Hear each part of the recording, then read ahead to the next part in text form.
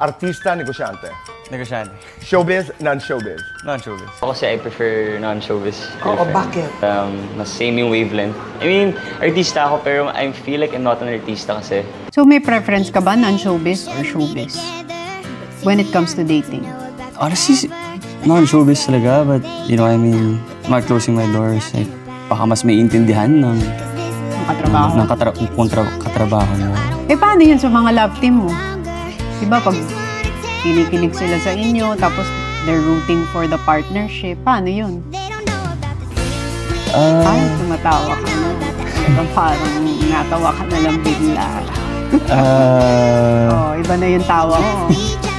Pero kung ano, sabihin ng mga love team, hindi ka ba nakagusto sa akin? Hindi naman sa ganun. Siyempre, Barbie just, got out from the relationship. Before naman, like, I wasn't thinking about it, diba? Siya ba ang steadfast na love team mo ngayon? Yeah. Si Barbie. Pero iba yung ngiti mo, ha? Natatawa ka na lang, ha? Sumasabi ako dito, eh. Oo.